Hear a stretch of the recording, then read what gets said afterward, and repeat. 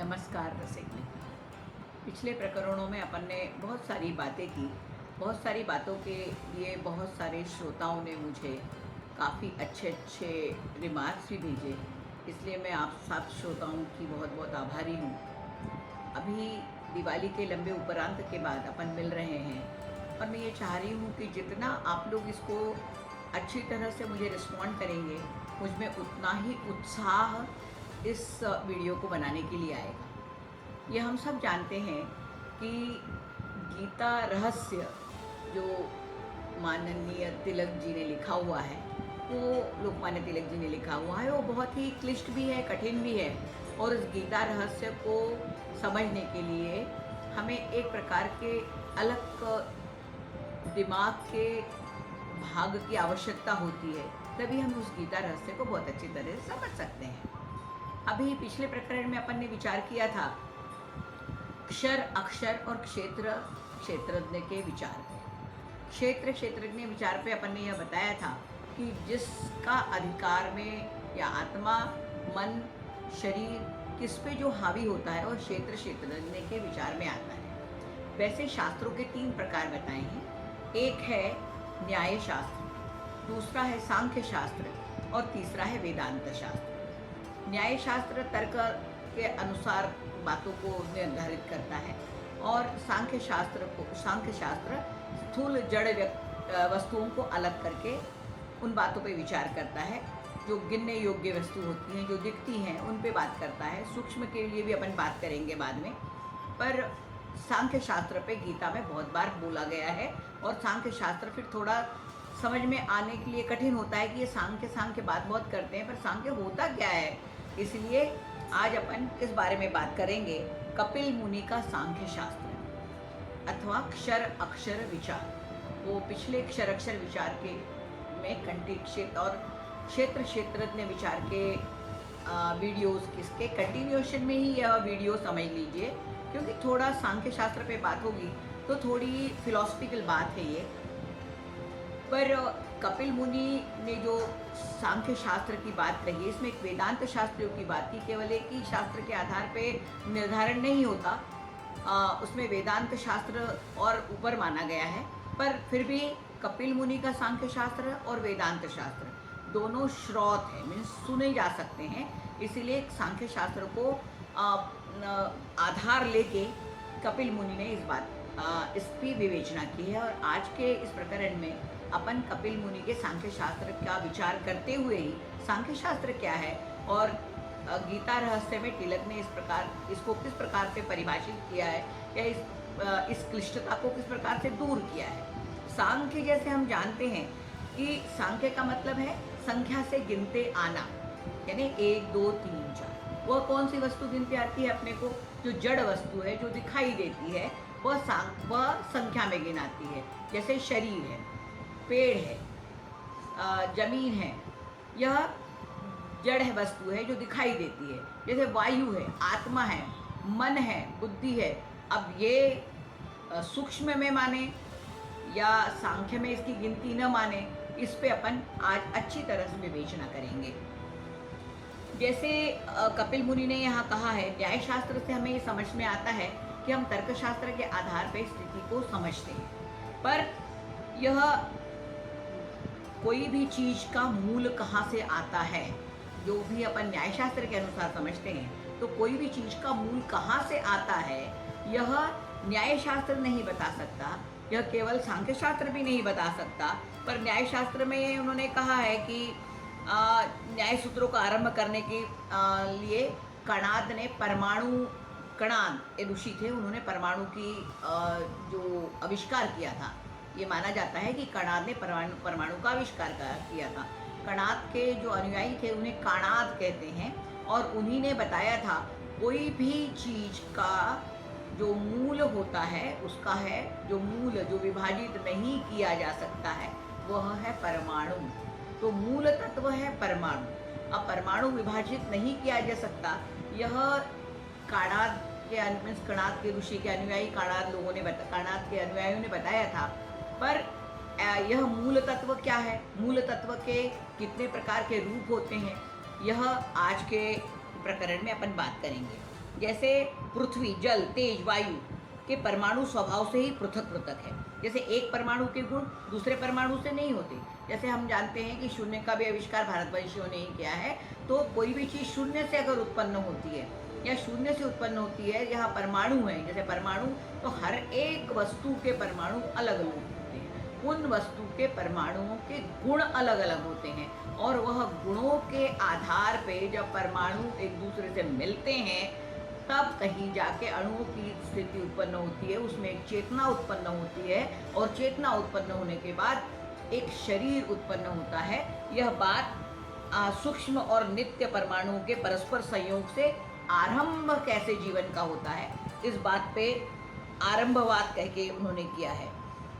परमाणु जो पहले काणात ऋषियों ने कहा था कि परमाणु का विभाजन नहीं हो सकता, पर आजकल के जो साइंटिस्ट हैं उन्होंने कहा था कि परमाणु का भी विभाजन हो सकता है। ये परमाणुवाद का उल्लिखित वर्णन अगर अपन बाद में और भी डार्विनियन थियरी या उत्क्रांतिवाद से देखेंगे तो हम ये जानते हैं कि क्रमशः श्रेणियाँ कैसे बनी, पृथ्वी उत्पन्न कैसे हुई, पृथ्वी उत्पन्न होने के बाद विभिन्न विभिन्न प्राणी कैसे बने, ये मूल तत्व जिसको अपन कहते हैं जड़ तत्व या सूक्ष्म तत्व का संयोग कैसे हुआ, इस बात पे जैसे उन्होंने कहा वृक्ष है, पशु है, व्यक्ति आदि सचेतन प्राणियों की क्रमशः उत्पत्ति कैसे हुई, यह इसका निर्णय डार्विन की थियोरी से मिलता जुलता ही कहीं हमें कपिल मुनि या अपन ये उल्टा कह सकते हैं कि कपिल मुनि की थियोरी से मिलता जुलता कहीं डार्विनियन थियोरी का यानी मूल पदार्थ इनमें क्या। बुद्ध और कणादि मानते हैं कि कोई भी पदार्थ का नाश होकर उसके दूसरे नया पदार्थ बनता है। पर उदाहरणार्थ बीज का नाश होने के बाद उसमें अंकुर का नाश होने के बाद उसमें पेड़ तैयार होता है। परंतु सांख्य शास्त्रियों और वेदांत शास्त्रियों को यह मत पसंद नहीं। वे कहते हैं कि वृक्ष में जो बीज में जो द्रव्य है उसका नाश नहीं हो, किंतु वे ही द्रव्य जमीन से वायु से दूसरे द्रव्यों को खींच लिया करते हैं। इसी प्रकार बीज को अंकुर का नया रूप या अवस्था प्राप्त होती है। इसी प्रकार जब लकड़ी जलती है तब उसके ही राख या धुआं नामक आदि रूपांतर हो जाते हैं। लकड़ी के मूल द्रव्यों का नाश होकर धुआं नामक कोई नया पदार्थ उत्पन्न नहीं होता। यानी यह असत शब्द का उपयोग कभी उपनिषदों में किया है ना। वहाँ जैसे उन्होंने कहा दूध से दही बनता है, दही से घी बनता है, पर अगर अपन ये सोचें कि पानी से दही बन जाए या पानी से दूध बन जाए, यह नहीं होता। तो परमाणु का मूल तत्व में जो गुण है वही मूल तत्व बड़े होकर अणुओं में आता है और वही मूल तत्व से जुड़कर उनका गुणधर्म बन जाता है। यह वो बताना चाहते हैं। जैसे यदि हम मान लें कि कारण में जो गुण हैं वही कार्य में स्वतंत्र रीति से उत्पन्न होते हैं, तो फिर हम इसका कारण नहीं बतला सकेंगे कि पानी से दही क्यों नहीं बनता या जो मूल में नहीं है वह क्यों नहीं आता। तो मूल में होने के सांख्य मतानुसार उन्होंने ये कहा है कि द्रव्यांश जो होता है, कार्य का कोई गुण या कारण, जो मूल कारण या मूल द्रव्य जो होता है वह बहुत सूक्ष्म होता है। जैसे हम ये जानते हैं कि हमारे शरीर में सूक्ष्म और जड़ और सूक्ष्म इनका कॉम्बिनेशन होता है, यानी सूक्ष्म शरीर और जड़ शरीर। इसी प्रकार कोई भी चीज़, उन्होंने कहा पदार्थ की भिन्न भिन्न अवस्थाओं को द्रव्यांश और कर्म शक्ति के जोड़ का वजन भी सदैव एक सा रहता है, न तो घटता है न बढ़ता है। यह बात प्रत्यक्ष प्रयोग से गणित द्वारा सिद्ध कर दी गई है। यही उक्त दोनों सिद्धांतों की महत्ता और विशेषता है। सांख्य मता के अनुसार जब उन्होंने कहा कि सब सत्कार्यवाद सिद्ध हो जाता है, तब यह मत आप ही आप गिर जाता है कि दृश्य सृष्टि की उत्पत्ति शून्य से हुई है, क्योंकि शून्य से ही अर्थात जो कुछ भी नहीं है उससे जो अस्तित्व में वह उत्पन्न नहीं हो सकता। इस बात से यह स्पष्ट होता है कि सृष्टि किसी न किसी पदार्थ से उत्पन्न हुई है। इसी समय सृष्टि में जो गुण हमें दिखाई देते हैं वे ही उस मूल पदार्थ में होने चाहिए। जब यदि सृष्टि की ओर देखें तो हमें पशु, वृक्ष, व्यक्ति, पत्थर, सोना, चांदी, हीरा, जल, वायु आदि अनेक पदार्थ दिखाई देते हैं और इन सबके रूप तथा गुण भी भिन्न भिन्न हैं। तो सांख्यवादियों का सिद्धांत यह है कि भिन्नता मूल पदार्थ में नहीं किंतु मूल में वस्तुओं का द्रव्य ही है। अर्वाचीन ये जो पुराना शास्त्र है उन्होंने मूल कण को प्राथमिकता दी है। तो इस प्रकार सांख्यवादी क्या कहते हैं कि जैसे 3 प्रकार के उन्होंने त्रिगुणात्मक शक्ति को माना है और 3 प्रकार के गुण को माना है, जैसे सत्व, रज और तम। तीनों गुण का पदार्थ मूल द्रव्य में है। मीन्स कोई भी पदार्थ हो उसमें तीनों गुण होते हैं, सत्व, रज, तम, अर्थात प्रकृति से आरंभ हुआ करते हैं। यदि यह कहा जाए कि तीनों गुणों को ही प्रकृति कहते हैं तो यह कतई अनुचित नहीं होगा। और इन तीनों गुणों में प्रत्येक गुण का परिमाण आरंभ से ही समान बराबर होता है, पर इसके बाद उसकी उन्नति सतोगुण ज़्यादा होता है, तमोगुण ज़्यादा होता है या रजोगुण ज़्यादा होता है। यह उस वस्तु या परिस्थिति पे निर्भर करता है। जैसे सब पदार्थ में सत्व, रजतम, जैसे अपन ने पहले ही कहा कि तीनों का मिश्रण एक जैसा ही होता है। जैसे सोना, मिट्टी, जल, आकाश, व्यक्ति का शरीर, ये अगर गुणों भेदों के आधार पे कर जाएं तो इन सब में भी, व्यक्ति के शरीर में भी ये तीनों गुण सत, रम, तज यह बराबरी से ही रहते हैं। उसके बाद अगर सत्व गुण का केवल काम क्या है, वह अच्छी बातों को सोचता है, विवेकशील बात की बात करता है, यह सत्व गुण का काम है। रजोगुण का काम क्या है, वह चीज़ों को उत्प्रेरित करता है, आगे बढ़ाने की कोशिश करता है। और तमोगुण का जो लक्षण है वह है आलस्य है और कोई चीज़ को आगे न बढ़ने देना, पड़े रहना, यह तमोगुण का कारण है। रजोगुण और तमोगुण बिल्कुल अगर जब खत्म हो जाते हैं तब चित्तवृत्ति शांत होती है और अगर हम यह कहते हैं कि सतगुण इस व्यक्ति के बढ़ने लगे हैं, यानी यह कब होगा, कैसे होगा, इस बात की जानकारी हमें अपने मूल तत्व को लेकर करनी है, यानी सूक्ष्म शरीर और जड़ शरीर। जड़ शरीर का डिमांड क्या है और वह क्षेत्रज्ञ पे या अक्षर की अगर अपन बात करते हैं, क्षर यानी जो जिसका क्षरण होता है, अक्षर यानी जिसका क्षरण नहीं होता है। अब वो अक्षर यानी क्या है, इस बात पे अपन ने पिछले कुछ चैप्टर्स में बात की थी। वह जो है वह है चेतना, जो ये गीता में भी बताया गया बार बार, जो चेतना कभी भी क्षरित नहीं होती है, एक शरीर से दूसरे शरीर में बदलती है पर चेतना शरीर नहीं, मीन्स उस चेतना का समापन नहीं होता है। तो प्रकृति जैसे हम जानते हैं कि हमारा जो शरीर है वो पुरुष और प्रकृति के मिलन से बना हुआ है और पुरुष क्या है, यह कुछ नहीं करता, जो भी करती है वह है प्रकृति करती है। तो प्रकृति के जो गुण हैं, प्रकृति में जो पदार्थ हैं, पदार्थ के जो गुण हैं और ये मुख्य रूप से जो गुण सांख्य शास्त्रियों ने कपिल मुनि सांख्य शास्त्रियों ने बताए हैं, क्षर, अक्षर, क्षेत्रज्ञ विचार से रजो, तमो और सतोगुण, सतो, रजो, तमो गुण अपन ऐसे कह सकते हैं। तो जिस गुण की प्राधान्यता जिस शरीर में ज़्यादा होती है उस प्रकार से उसका व्यक्तित्व बन जाता है।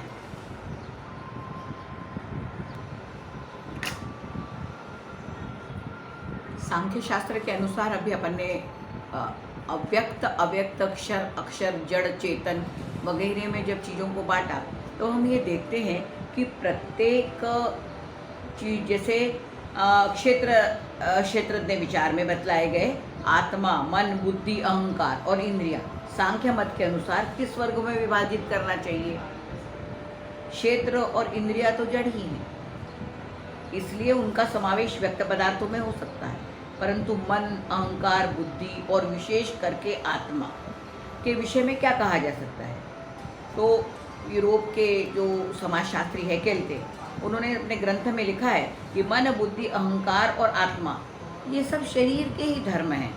उदाहरणार्थ जब हम देखते हैं कि अगर व्यक्ति का मस्तिष्क बिगड़ जाता है, वो पागल सा बिहेव करने लगता है, इसका मतलब है उसके जड़ शरीर में कहीं ना कहीं तो भी बिगाड़ आ गया है। तो सूक्ष्म शरीर तक वह पहुंचने का काम वह करती है। तो कहीं न कहीं तो भी ये बात समझ में आ रही है कि जब हमारा जड़ शरीर यानी मूल जड़ शरीर, हमारी इंद्रियां भी हमारा जड़ शरीर ही कहलाएगी, तो अगर हमारे मूल जड़ शरीर में कहीं कोई विकार आ जाता है तो वह विकार हमारे सूक्ष्म तक भी पहुंचता है। तो सबसे पहले अगर हम यह सोचते हैं कि हम यह काम कर लेंगे, यह काम हमारा हो जाएगा, या यह हमने सोचा यह काम होगा ही, तो ऐसा कतई नहीं होता। यह हमने बहुत बार देखा है। ऐसा क्यों नहीं होता? क्योंकि प्रकृति हमें जिस ओर ले जाती है, हमारे जो रजो तमो सतो गुणों की बैलेंस जिस तरह हमें ले जाता है, वहाँ ही हमारी चेतना चली जाती है। इसके कारण हम मेरे कोई भी व्यक्ति अलग अलग तरीके से बिहेव करने लगता है। तो हमें यह समझ में आता है इस बात से कि सारे चीज़ों का जो एक मुख्य स्रोत है, कहीं न कहीं तो भी जड़ में है। और अगर हम व्यक्त अव्यक्त अगर सोचें, तो जड़ से ही सूक्ष्म शरीर में चेतना जब आती है, तब कहीं जाके यह हलचल पैदा होती है शरीर में। पर जब जड़ में ही गड़बड़ी अगर हो जाती है, तो वह चेतना सीधे सीधे, हम अभी यही बात कर रहे थे कि वह चेतना सीधे सीधे हमारे सूक्ष्म तारों द्वारा सूक्ष्म शरीर तक भी पहुंचती है और इससे हमारी व्यक्तित्व में बिगाड़ आता है। तो जैसे यह एक समाजशास्त्री ने कहा भी है कि यह विश्व एक बहुत बड़ा कारागार है और प्राणी क्या है, कैदी है। पदार्थों के गुण धर्म बेड़ियां हैं और इन बेड़ियों को कोई नहीं तोड़ सकता। और यही हेगेल के मत का मीन्स कहना भी है। और यह इसका मूल कारण जड़ में है। तो अपने इसलिए उनके सिद्धांत केवल अद्वैत कहा गया है, जैसे हम ये कहा मानते हैं।